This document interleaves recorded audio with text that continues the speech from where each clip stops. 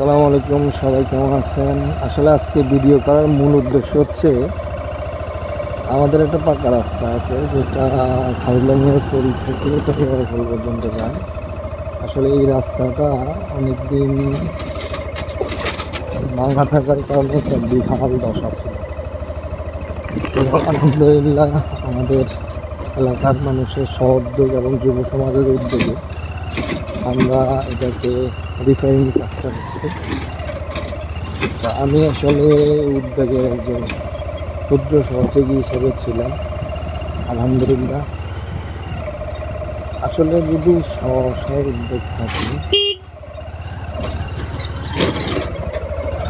যদি আমাদের সবার ভিতরে একটা উদ্যোগ থাকে, অবশ্যই এর থেকে সাকসেস হওয়া বা কিছু করা সম্ভব। দেখেন, রাস্তাটা একদম ভাঙতি ছিল, এখান দিয়ে মানুষ আসা যাওয়ার মতো অবস্থা ছিল না। রিক্সায় করে মানুষ আসলে পড়ে যেত। এখানে একটা ভাঙতি আছে, বালুর জায়গাটা মূলত আমরা ভরাট করছি, নিচে খনা এবং বলদ দিয়ে করছিলাম।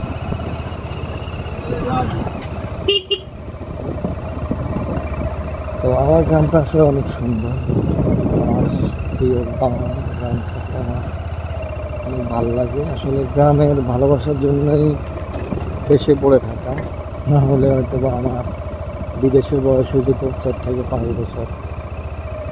এখানে বড় বড় দুটা ভাঙতি ছিল, দেখেন ভাঙতিগুলো এখানে মাটি দেওয়া হয়েছে উন্নত ভাঙতিগুলো রিপেয়ারিং করার জন্য, আলহামদুলিল্লাহ। আর এটা হচ্ছে বালির ব্যাগ, দেখেন সামনে বালির ব্যাগগুলো এখানে দেওয়া হবে মাছ কাছে না যায়। তা আলহামদুলিল্লাহ আমরা অবশ্যই সাকসেস হয়েছি। প্রায়